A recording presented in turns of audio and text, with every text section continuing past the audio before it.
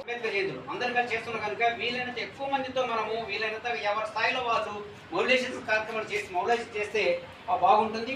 అదే కాకుండా ఉదయం కూడా కాకుండా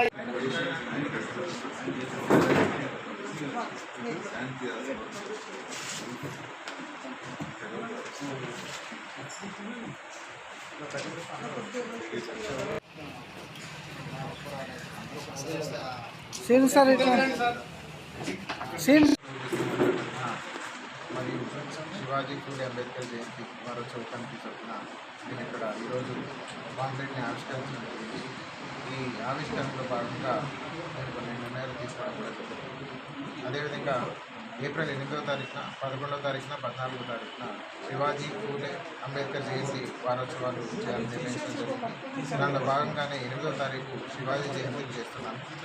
సాయంత్రం 4:30 గంటల దగ్గర నుంచి ర్యాలీ ప్రారంభమవుతుంది.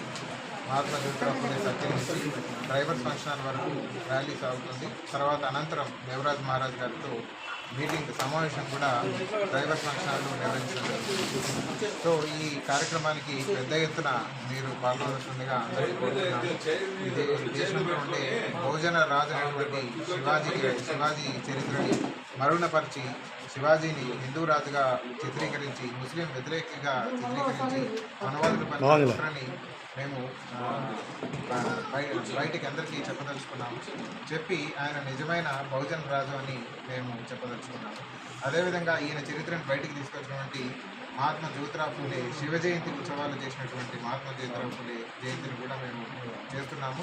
ఏప్రిల్ 11వ తారీఖున ఆ రోజు సాయంత్రం 6 గంటలకు ఫూలే సినిమాని కూడా మేము లలిత కళా సమితిలో స్క్రీన్ చేయబోతున్నాము. పెద్ద ఎత్తున ఓబీసీలు, ఎస్సీ, ఎస్టీ, మైనార్టీలు, బహుజనులందరూ ఆ సినిమా చూసి ఫూలే గారి చరిత్రని తెలుసుకోవాల్సిందిగా అందరికీ ఈ దినం నేను విన్నపం చేసుకుంటున్నాను. ఏప్రిల్ 14వ తారీఖున సాయంత్రం ఓల్డ్ బస్టాండ్లోని అంబేద్కర్ సర్కిల్ దగ్గర నుంచి యునాని కాలేజ్ వరకు అంబేద్కర్ జయంతి తరపున ర్యాలీ సాగుతుంది. అటు యునాని కాలేజ్లో అంబేద్కర్ జయంతి సందర్భంగా సభ కూడా కొనసాగిస్తున్నాము. సాయంత్రం 4:30 గంటలకి ర్యాలీ సాగుతుంది. ఈ 3 రోజుల ఉత్సవాల్లో బహుజనులందరినీ పెద్ద ఎత్తున పాల్గొనాల్సిందిగా నేను అప్పీల్ చేస్తున్నాను. జై భీమ్, జై ఫూలే, జై భారత్. నా పేరు డాక్టర్ కంచన్ హరిప్రసాద్.